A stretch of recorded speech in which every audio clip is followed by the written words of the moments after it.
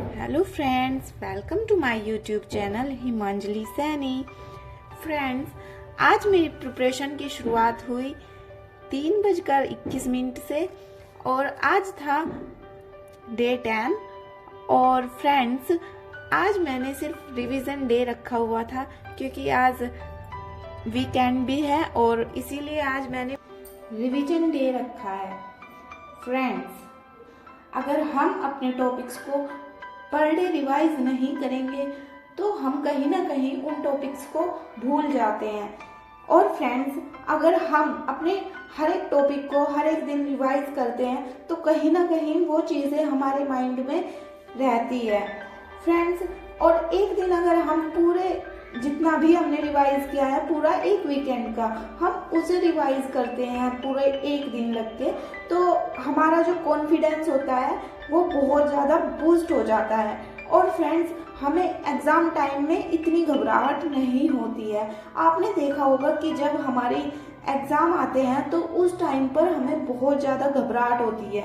क्यों होती है वो घबराहट? क्योंकि हमारा जो कॉन्फिडेंस है वो बहुत ज़्यादा उस टाइम लो हो जाता है कि पता नहीं हमें हमारा रिवीजन हो रहा है या नहीं हो रहा है। लेकिन उस टाइम एक अच्छी बात ये होती है कि हम अपने आप से मोटिवेट होकर के मॉक टेस्ट लगा सकते हैं। और जब हम मॉक टेस्ट लगाते हैं तो क्या होता है कि जब हमारा रिवीजन हम अच्छे से हो जाता है उस टाइम पर हमें बहुत ज़्यादा खुद में कॉन्फिडेंस आ जाता है। और कॉन्फिडेंस आना ही सबसे बड़ी बात है एग्ज़ाम टाइम पर।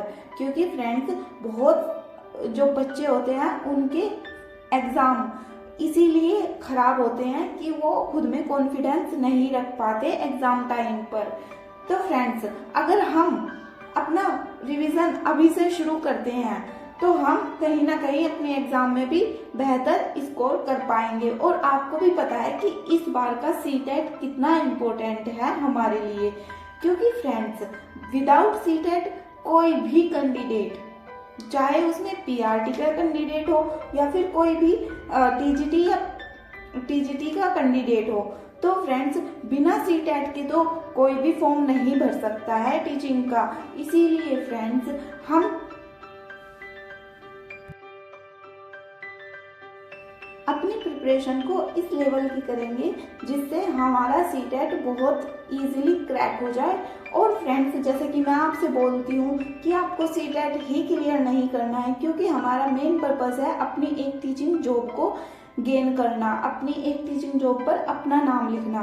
तो फ्रेंड्स, अगर हम सिर्फ सीटेट के पीछे पड़े रहेंगे तो हमारा सिर्फ सीटेट ही निकलेगा और हमारा आगे कोई भी टारगेट पूरा नहीं होगा। क्योंकि जिस टाइम सीटेट का रिजल्ट आता है तभी एकदम वैकेंसी का टाइम आ जाता है। और वैकेंसी आते ही फिर आपको पता है कि फॉर्म फिलअप होते हैं और फॉर्म फिलअप होने के साथ ही साथ फ्रेंड्स, आपका जो एग्ज़ाम डेट है वो भी ऑफिशियली डेट आ जाती है। उस टाइम पर फिर हम सोचते हैं कि कौन सा सब्जेक्ट हमें अच्छा करना चाहिए, कौन सा सब्जेक्ट हमें नहीं अच्छा करना चाहिए, या फिर कौन सा सब्जेक्ट हम अभी पढ़े, कौन सा हम बाद में पढ़े। तो हम बहुत ज़्यादा डिस्ट्रैक्ट हो जाते हैं और हमारे माइंड के अंदर कन्फ्यूज़न ही कन्फ्यूज़न हो जाता है। तो फ्रेंड्स, अगर आप सीटेट के साथ साथ अपनी 2 घंटे की जर्नी में, या फिर आप कह सकते हैं कि आप सीटेट के साथ साथ अपना 1 घंटा भी लगाकर अपने किसी और एग्जाम की तैयारी कर रहे हैं तो वो वेल एंड गुड है। फ्रेंड्स, अगर आपको जॉब चाहिए तो आपको अभी से ही अपनी तैयारी करनी पड़ेगी। आपने देखा होगा कि सीटेट में लगभग 80 डेज का अभी टाइम है। और अगर आप मान के चलते हैं कि 80 डेज के अराउंड हमारा रिजल्ट जो आता है सीटेट का 1 मंथ लेट आता है, तो उस टाइम पर हम जैसे ही 1 मंथ लेट रिजल्ट आता है तो लगभग डेज हो जाते हैं 100। और अगर हम अपनी प्रिपरेशन को इन 100 डेज के अंदर अंदर किसी एक अलग एग्जाम के भी साथ साथ लेकर के चलते हैं तो कहीं ना कहीं वो हमारे लिए बेनिफिशियल है। अभी आप ऐसा कर सकते हैं कि आप सीटेट के साथ अपना 1 घंटा या 2 घंटा निकाल सकते हैं अपनी अलग प्रिपरेशन के लिए। जो भी आपको सब्जेक्ट अभी इजी लगता है और आपको एक सब्जेक्ट लेना होगा जो आपको हार्ड लगता है। हार्ड वाले सब्जेक्ट को आप आधा घंटा दीजिए या 1 घंटा दीजिए, वो आप पर डिपेंड करता है। लेकिन आप उन सब्जेक्ट में अभी से अगर अपनी रणनीति को बना करके चलेंगे तो वो कहीं ना कहीं आपको उस लेवल पर लेकर के चली जाएगी जहां से आप सोच भी नहीं सकते हैं। और आप अपनी तैयारी में इतने ज़्यादा अच्छा फील करेंगे जब आपका वैकेंसी का एग्ज़ाम होगा, तब आप इतना अच्छा फील करेंगे, आपको इतना कॉन्फिडेंस रहेगा कि आप कुछ भी आ जाए आपके सामने और आप उस क्वेश्चन को टारगेट कर सकते हैं, उस क्वेश्चन पर आप डील कर सकते हैं। तो फ्रेंड्स, अगर आपको सच में तैयारी करनी है और आपको सच में जॉब लेनी है तो आपको सिर्फ एक सीटेट के पीछे नहीं रहना है, आपको साथ ही साथ उस वैकेंसी की तैयारी करनी है जिसका आप फॉर्म फिल करने के लिए सीटेट के बाद सोच रहे हैं। तो फ्रेंड्स, अगर आप एक सीटेट की तैयारी के बाद दूसरे फॉर्म की तैयारी करेंगे तो कहीं ना कहीं आप बहुत पीछे रह जाएंगे उन कैंडिडेट से जो सीटेट क्लियर पहले से ही करके बैठे हैं और जिन्होंने अभी फॉर्म फिलअप नहीं किए हैं किसी वैकेंसी के, वो कहीं ना कहीं अभी अपनी प्रिपरेशन कर रहे होंगे। तो फ्रेंड्स, अगर आपको अपनी वैकेंसी लेनी है, अपनी जॉब लेनी है, तो अभी से अगर आप 100 डेज में 2-2 सब्जेक्ट करके आप देखेंगे कि 3 मंथ का टाइम तो फिर भी बच ही जाता है अभी से ही। तो आप 3 मंथ में अगर 2-2 सब्जेक्ट करके भी पढ़ेंगे तो उस टाइम तक आपके 6 सब्जेक्ट कंप्लीट हो चुके होंगे। और 6 सब्जेक्ट ऐसे ही नहीं कंप्लीट होंगे, उनमें आप रिवीजन भी साथ साथ कर रहे होंगे। तो आपके 6 सब्जेक्ट पर आपकी इतनी अच्छी कमांड होगी जिसकी कोई लिमिट नहीं होगी। और आप बाकी आप मुझे बताइए कि आपका क्या पर्पज़ है सीटेट के बाद।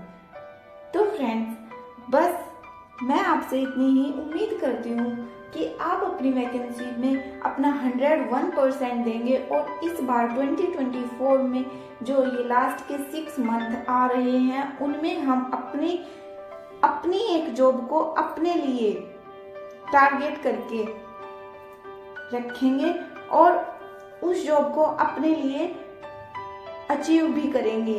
फ्रेंड्स, बिना कुछ करे हमें कुछ भी हासिल नहीं होगा, इसीलिए अपना अभी से ही पूरा फोकस करके चलिए कि हमें आफ्टर सीटेट क्या करना है।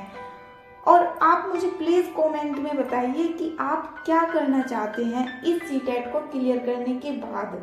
तो फ्रेंड्स, मुझे इंतज़ार है आपके कमेंट का। और अगर आपको मेरे व्लॉग पसंद आते हैं तो प्लीज़ मेरे चैनल को सब्सक्राइब भी कर लीजिए और बेल आइकन को प्रेस भी कर लीजिए। फ्रेंड्स, अभी मैंने अपना साइंस का जो स्लॉट था वो कंप्लीट किया है और अभी मुझे रात के 3 बज गए थे और अभी मैं अपना टाइम आपको दिखाती हूँ कि देखो रात के 3 बजे थे।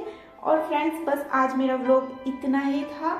और अगर आपको थोड़ी सी भी इंफॉर्मेशन अच्छी लगी हो तो प्लीज़ मेरे चैनल को सब्सक्राइब करें और बेल आइकन को प्रेस करें। Thank you friends, thank you so much.